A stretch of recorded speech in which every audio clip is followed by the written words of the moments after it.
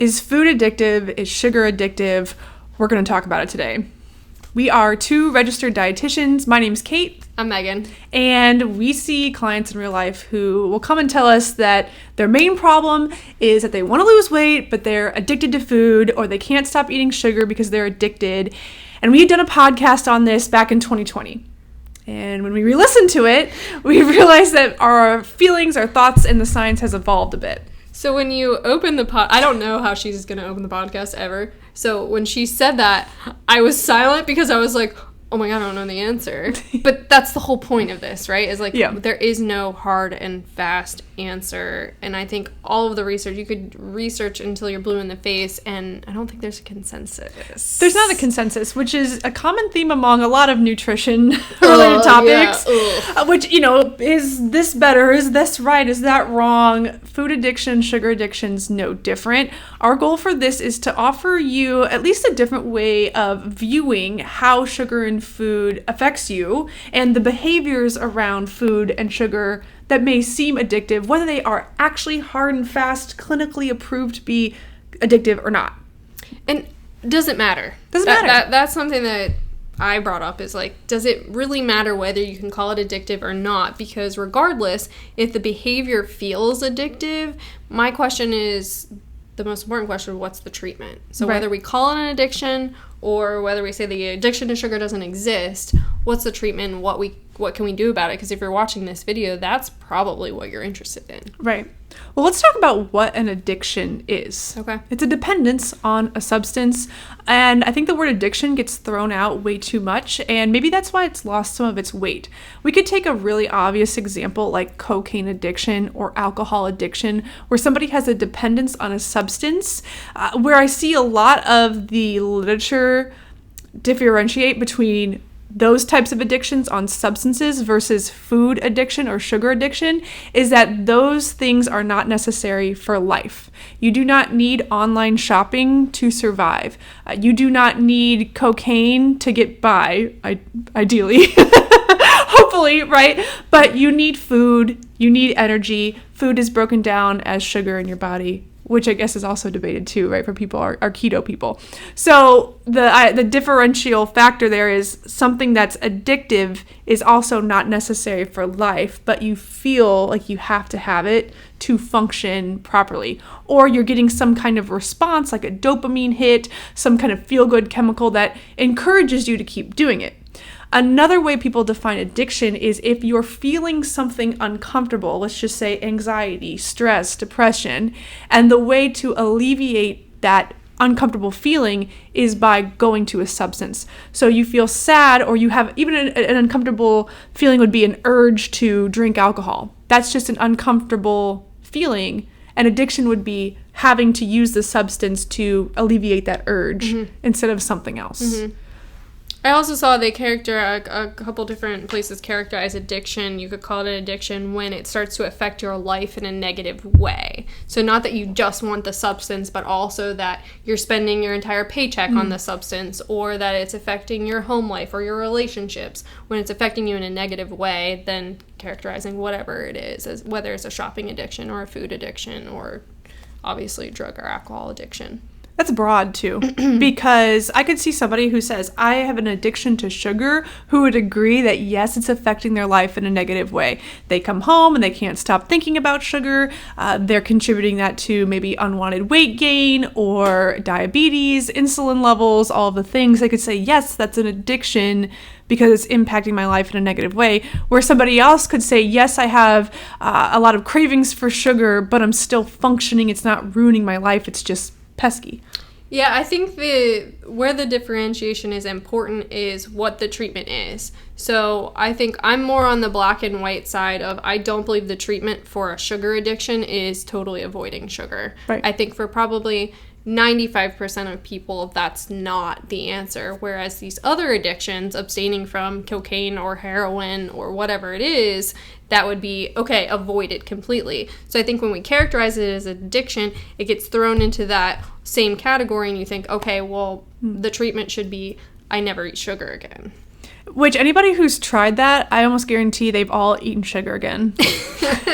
Yeah, I do have a lot of people that come in, and you've heard this, I know. They will tell me, I do better when I have no sugar in the house, when I do not have snack foods in the house. And just putting this out here, when I talk about sugar, I'm also talking about refined carbohydrates. So some people will feel like they have an addiction around cake, ice cream, cookies, candy. Somebody else is craving savory sugars like potato chips, pretzels, breads, those types pastas. of things. Exactly, right. Or the wing sauce on your hot wings that might have sugar added. So it's a little bit broad. It's not just your candy ice cream, it's refined carbohydrates.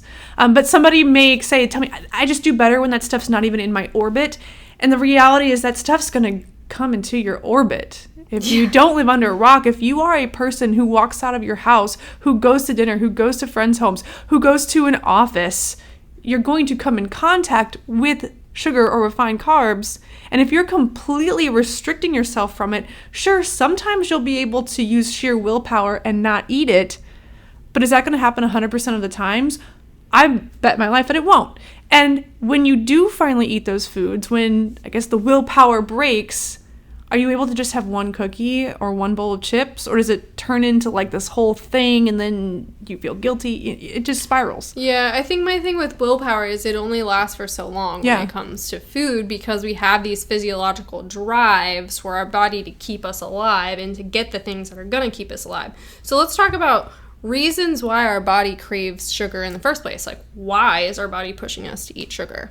Because you lack energy. That's one of the reasons. This is one of the most common reasons I see. I had a client who came in today. She was really sweet, an athlete who was also doing recreational workouts. So she was doing workouts for her team sport, and she was going to the gym in the morning.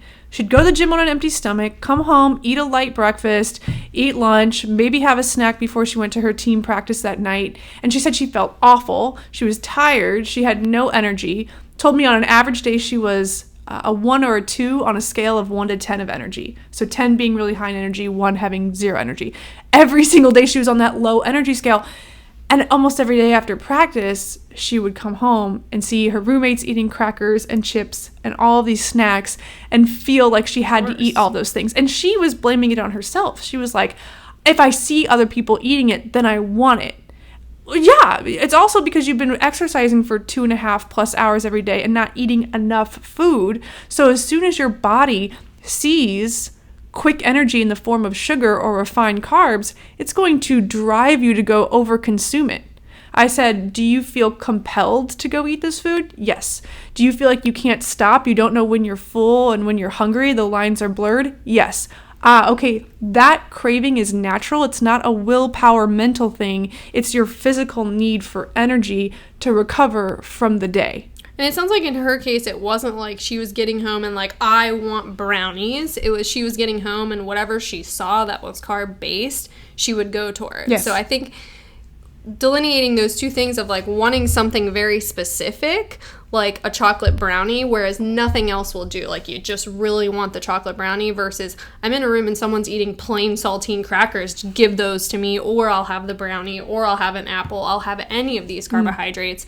I feel like that's kind of when you can tell that it's a physiological hunger versus a specific craving for a food because it's pleasurable to eat that food. I'm glad you brought that differentiation up. Because if you're eating something you don't even really like or have a taste for, that's how you know you underfueled. Like the saltine crackers is a big one. Or I'll hear from people all the time who, let's just say, don't keep junk food in the house, whatever that means to them. At night, they're eating bowls of oatmeal and energy bars with peanut butter spread on them. That's what I did in college. I would I put peanut butter on those Nature Valley bars, and I was like, it's healthy. But you felt like you couldn't stop eating those things because your body's just needs food. Mine was unfrosted Pop-Tarts. Ew. I know. My roommate in college used to buy unfrosted Pop-Tarts because she loved eating Pop-Tarts. She ate one every single day for breakfast, and she thought she was being healthier if she got the unfrosted ones. I would sneak her unfrosted Pop-Tarts, but like it wasn't good. It was just like that was the only carb that was available, that was sweet, and that was there, and that was available to me, even though I was stealing it from her. Sorry. Sorry, Jane. See, starvation compromises your ethics. But I know that's a real thing. That's how you know when you feel like this compulsive urge to go eat unfrosted Pop-Tarts or whatever it is, that is a huge sign that you underfueled. And I would challenge anyone who experiences that to frame that as a positive thing, because that's your body functioning how it should. If you could bypass that craving every single night, you wouldn't have awesome discipline or willpower. You would have a full-blown eating disorder like anorexia. And that is no bueno. I had a client recently who the goal that we made together was that when she got home at 4:30, she wasn't hungry, which is a weird goal to have. So like our goal was like, let's front load as much as we possibly can. And I want you to eat so that when you get home, you're actually not hungry at 4:30. Because when she got home at 4:30, that's when the wheels would come off and she would go and eat the stuff that she didn't really want, because she's one of those people that doesn't keep junk food in the house, and then just eats she'll eat handfuls of almonds, and then she'll go and eat whatever the stuff was, but it's like not good stuff until dinner comes around. And so our goal was, whatever you do, don't be hungry at 4:30 when you get home. So what do we have to do to get ahead of that?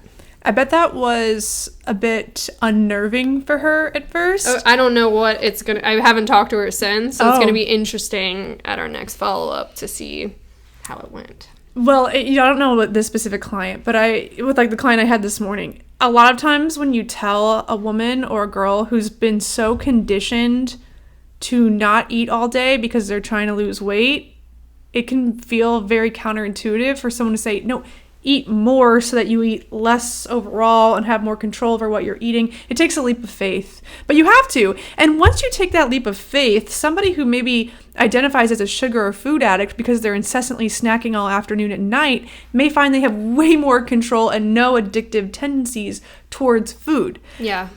And we should also say that by eating more during the day, that doesn't mean eating more junk food. It means eating food that fills you up. Protein, fats, fiber. Yeah, I think many of the people who feel like they have a sugar addiction or like they need something sweet after every meal are often the ones who are eating some of those filler foods. You had a great reel about this recently where you talked about like the early 2000s, 90s, like the Snackwell's cookies and the 100-calorie packs.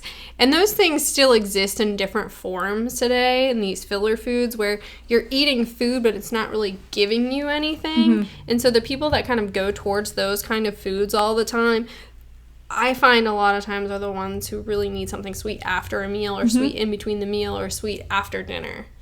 They're also the ones who are eating like 4 of those 100-calorie packs and then feeling guilty about it. Because it's not satisfying. It's not actually satisfying their body, so they're continuing that hunt for calories, that hunt for food, that hunt for fuel. And then their brain feels bad about it because they see this is one portion, then all you should need is one portion, when that's really not true. Just because it's packaged that way doesn't mean it's the right portion size for you.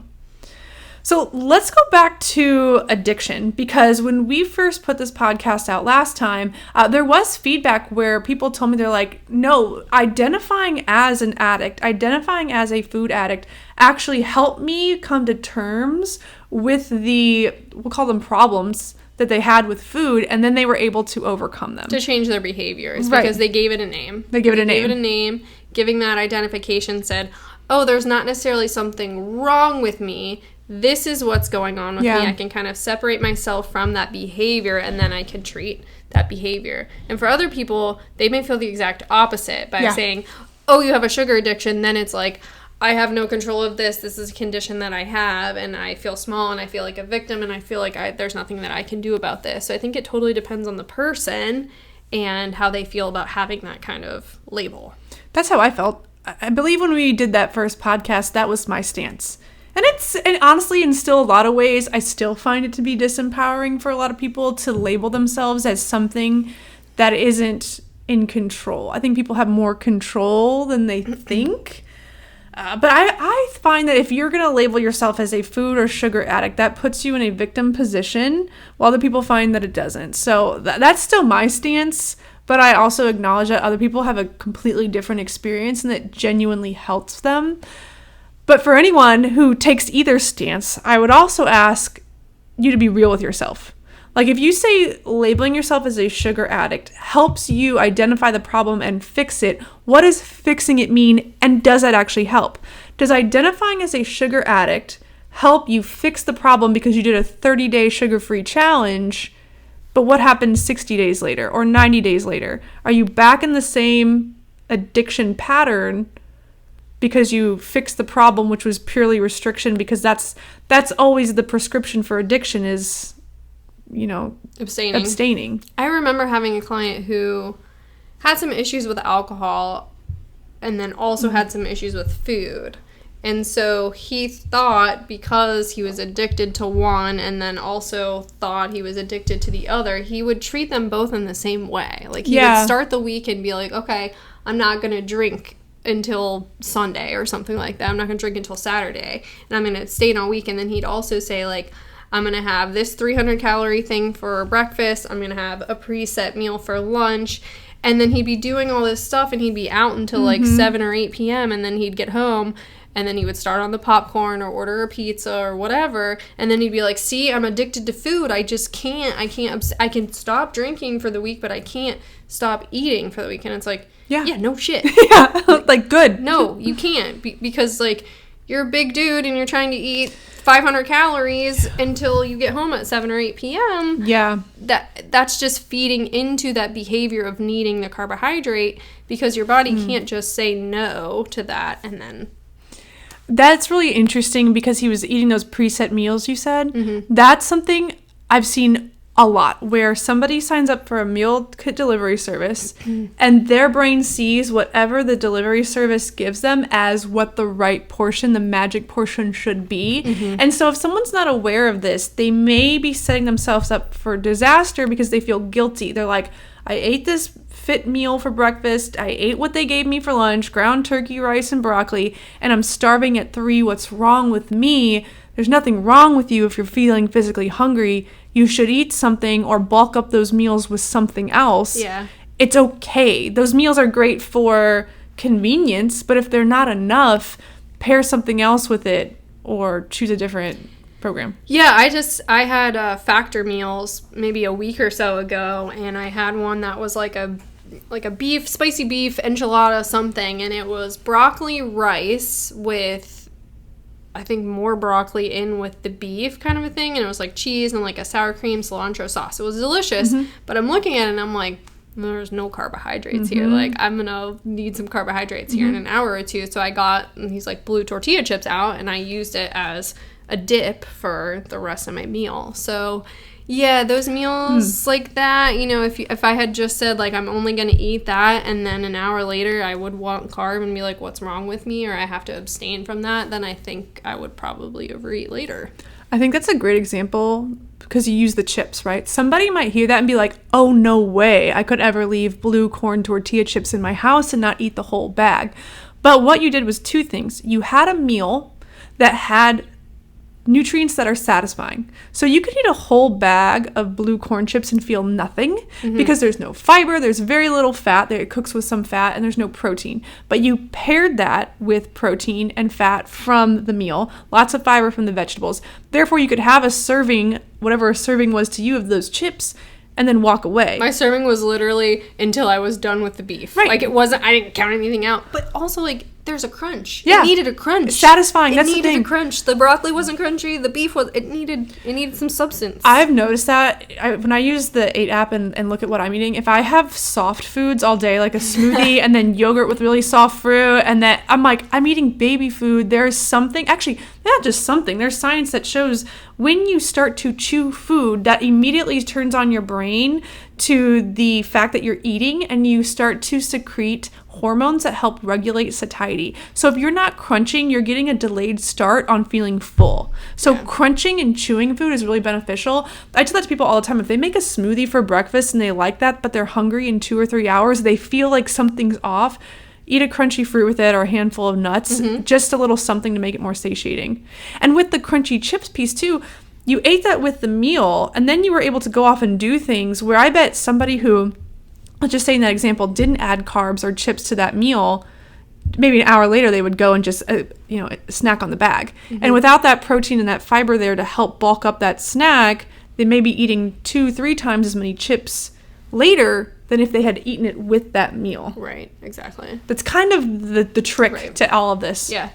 And I think maybe we feel differently than other people in that space. And I don't want to speak for you, but I feel that people should be able to eat a chocolate chip cookie or like have a donut on the weekend. I personally don't want to live a life where those things are off limits. So if someone is coming to me for help, I want to help them live their life in a way where they can go and do those things. And I think maybe people on the other end of the spectrum are like, no, I want to help you be the type of person who doesn't need a donut on the weekends or doesn't need to go get a chocolate chip cookie for fulfillment. But maybe because I really like food, I think it's part of life. And I agree with you. I also think there's a narrative out there that doesn't tell the whole story, because you hear a lot of voices, and I'm going to say they come from a more masculine approach. And I don't mean that like from men and women. I just mean like a masculine approach, and it's very structured, it's very hard, the emphasis on discipline, willpower, go, go, go.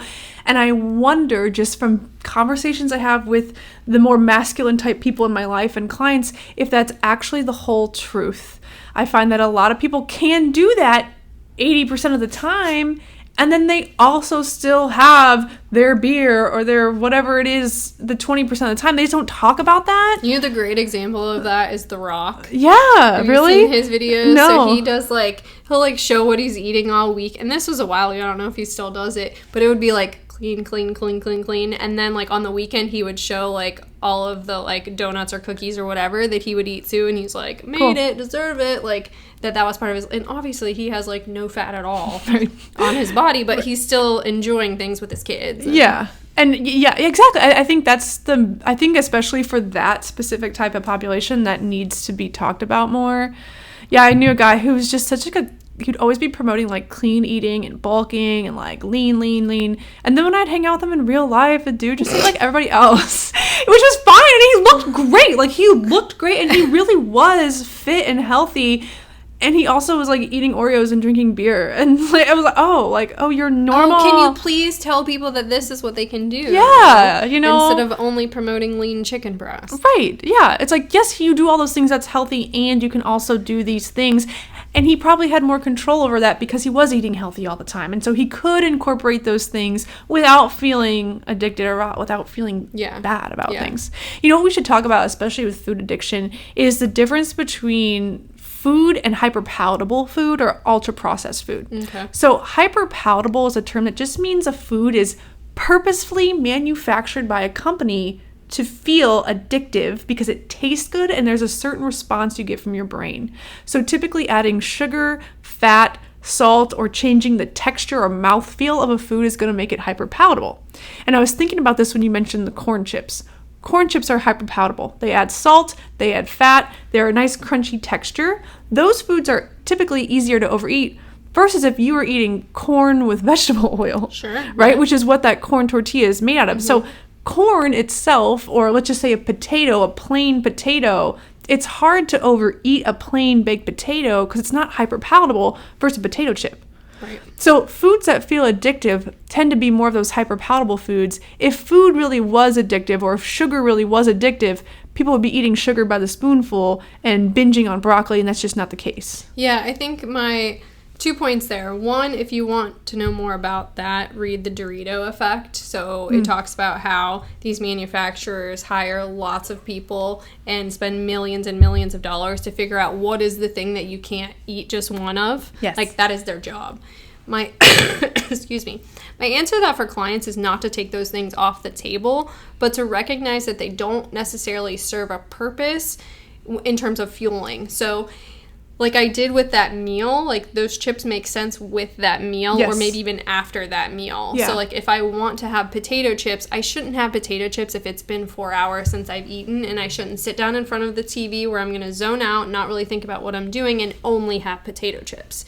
Now, if I'm going to sit there, I'm I really want a snack, maybe I'll have some carrots and some hummus and some tomatoes and maybe some cheese and some nuts, and then also some potato chips to go with that. Or after I eat that, then I'll go towards the potato chips. I'm probably going to eat a lot less of them. So I have to set up my situation to make sense and not just expect myself to sit down on the couch 4 hours since I've eaten. I worked out today. I'm going to open the bag of chips, and I expect myself to not eat the whole bag of chips. Right. You're setting yourself up for failure in that situation. There's nothing wrong with you. You're setting yourself up to do that.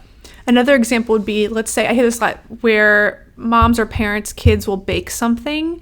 Their kids love to bake. It's something they do together. And then the mom or dad always feels triggered because there's like baked brownies in the kitchen or whatever. Mm-hmm. The solution is not to tell your kids not to bake, and the solution is to not tell yourself you can't eat those things. It's to fuel well throughout the day and eat meals before you have the brownie or the cookie or whatever it is.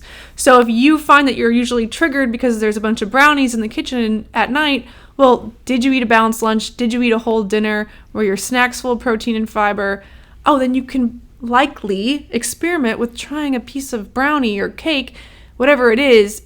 You'll likely find you don't overeat it. Yeah. Even if it's hyper palatable, because your body got what it needed and you're physically full, it's not going to send you those compulsive urges to eat a whole sheet of brownies. Yeah. I also think I have some clients who ask too much of themselves in terms of being able to say no to things. Like, oh, somebody brought in donuts to my office and they sat them right on my desk, and I had breakfast and I had everything that we talked about and I felt really good, but I still ate the donut.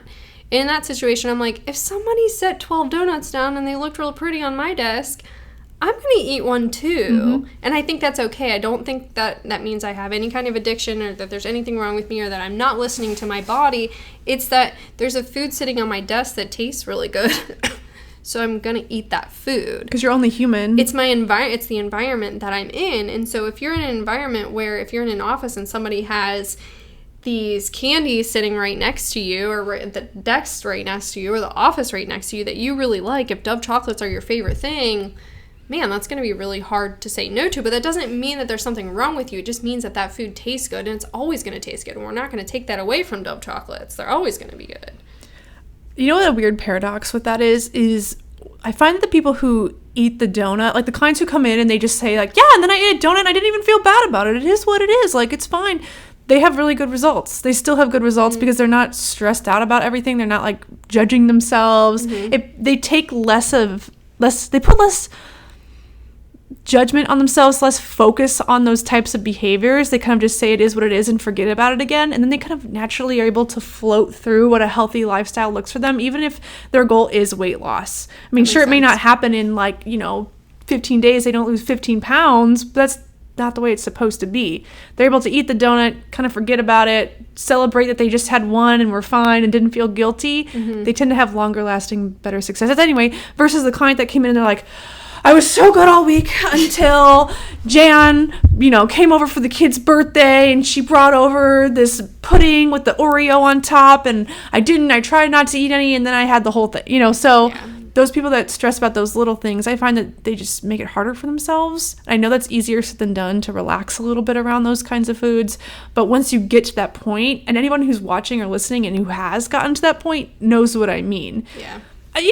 Not to take it away from nutrition, but have you ever noticed that in everything else in life, like maybe with business or making money or relationships, when you're so hyper obsessed with like every single detail about making that relationship work, like you're so obsessed with controlling the other person, what they're thinking, what they're doing, what comes back around isn't usually positive. Like the person doesn't come back to you with like love and happiness and abundance, and they're just so great, strong, healthy relationship. It turns a little bit dysfunctional. Yeah, so many clients that I'm just like, just relax. Just relax. Like they come in, they're like, what else can I change? And I'm like, just ride relax. This wave. Just ride the wave, and that's the same thing. Stop trying to change. Like, stop trying to do so much. Right. It's like, I see it's like a little bit of like a dance when it comes to food and anything else, right? So you like put some effort in and then stand back and see what happens, right? You start to be a little bit more mindful, you try some new things, you have maybe more of like a playful or relaxed point of view about the whole experience, like the journey of weight loss or improving your health. You kind of have fun with it. You try new foods, you take some of the pressure off, and it's just better.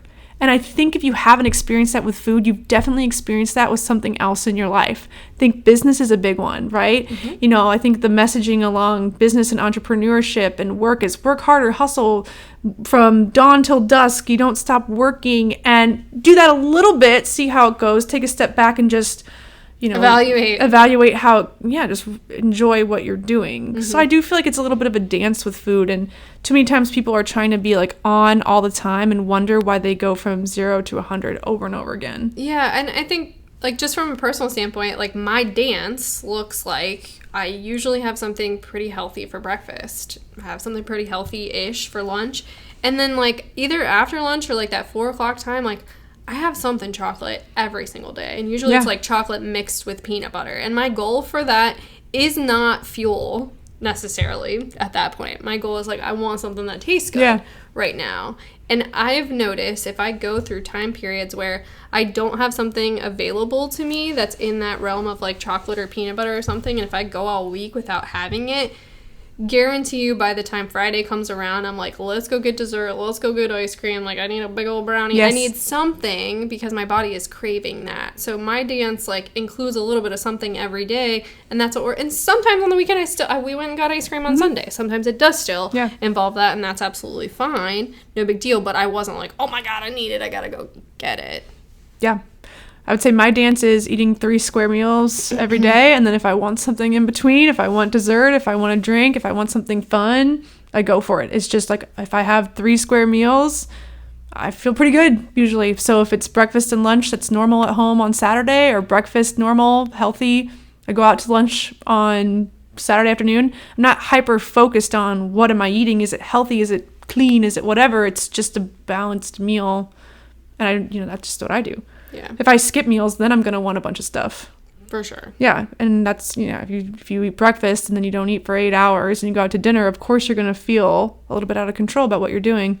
That's actually a good point. On Sunday, it was like 3:30 and we were planning on going to get ice cream. And Will's like, okay, so do you want to go now? And I'm like, no, like, this is danger zone time. Like, for Liam, for you, for me, like, we haven't had anything for hours. Like, we're going to go eat ice cream, and then I'm going to want to eat, like, this big old thing. I'm like, let's have dinner early. Like, let's eat, and then let's go have some ice cream afterwards. Yeah. I think that makes a lot of sense. It didn't work for my kid. I got him the junior one, and he was losing his mind trying to get back in the ice cream place as we were leaving. That's like, cute. Pulling on the door, trying to get in.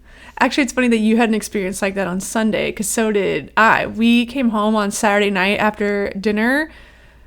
It's kind of funny. We went to this place that serves kava and kratom, and you can't mix alcohol with that. So when we went to dinner afterward, we're like, oh, we can't get like a nice cocktail. We can't drink. So like, we'll go home and make brownies. So we went home, and then I was able to make brownies and have one brownie. And then the next day, a normal breakfast, ran errands, came home and was starving, and those brownies were sitting there, and I was like, I want the brownies. So what I did is I actually took this thing of Greek yogurt that I had, plain Greek yogurt, put it in a bowl, put some fruit that I had next to it, and then put the brownie crumbles on top. Yum. And it was adding protein and fiber and making it into like a little dessert, so I was able to have that serving of brownie, just not eating one brownie, not feeling satisfied, craving more. It was adding in those things. And I think that's a great way to incorporate some of these hyper-palatable foods. If the idea of eating chocolate every day scares the pants off you, eat a piece of chocolate with a healthy meal. Just pair it, and when you see it all together on one plate, you're like, oh, like, this doesn't feel so taboo. And I bet you have this experience. If you purposely let yourself eat chocolate every day, then there probably are days where you don't eat chocolate and don't think about it. Sure, yeah. You just kind of forget because it's just chocolate. Chocolate's on the same playing field as brown rice. It is what it is. Yeah. I don't know about that. Well, yeah. It's always going to be up here. Yeah, but it's like if you see people, restrict brown rice, then as soon as they eat brown rice, they're going to overeat brown rice. That rice is so good. Right. It would really, it's just rice. It just is what it is. So I think that's another element of food addiction is when you give a food too much power, it becomes addictive, just like anything in life. You give a person with too much power, they become addictive. You give something else, and I don't know, like online shopping is a big one. That's something, I guess, if we're talking about addiction, that I tend to be a little bit more susceptible to, right? Is just sitting there and spending hours putting things in a cart. Luckily, I don't always pay. I usually don't buy it. I just waste a bunch of time looking at objects and getting off on the idea of potentially buying these things that I just don't buy. But what was my whole point? If I tell myself I can't have any of these apps on my phone, I can't ever browse online, I can't ever shop online, then as soon as I do, it becomes a time-sucking issue. So if you give anything too much power, it's going to feel like an addiction. Agreed. So our consensus is food and sugar can feel addictive. And behavior can be addictive. Right. You can exhibit addictive-like tendencies. And it's up to you to decide whether labeling yourself as an addict actually helps you, or if it actually disempowers you. And if you feel like a food or sugar addict, you can use some of the tools that we talked about, but I can't recommend reaching out to a dietitian or a mental health professional enough. Yeah. Talk about those things. Because you are an individual and what's going on in your life is going to be different from what's going on in everyone else's. And really talking to someone on that individual basis, I think, is the most helpful. Whether it's a dietitian or whether it's a mental health professional or both, in these situations, I think is best case scenario. And I might add, not only talking to a professional, but talking to someone in your circle that you trust. When it comes to food and sugar addiction and feeling like you're addicted or feeling like you're struggling with these things, it's easy to feel alone. I think it's easy to feel like the only person who struggles with these because nobody likes to come out and admit that they have problems with food addiction and sugar or any kind of, I guess, I don't know, anything that could be perceived as negative or perceived as something that you wouldn't want to have because you're trying to put on this face for the public, whatever. Right. It can make you feel ashamed, but I promise you, you are not alone. There's no struggle you have with food that hundreds of thousands of millions of people have not already battled or are currently battling. Reaching out to help is only going to help you solve the problem faster. Talking about your problems with friends may also help you feel less alone if it's a trusted friend. I think you'd be surprised maybe who in your personal life has also either gone through this or are currently going through that. Yeah. So you're not alone. You're normal for having these feelings, and there are solutions, and we can help you with that. Yep. All right, guys. Thanks so much. We'll see you on the next one. Bye.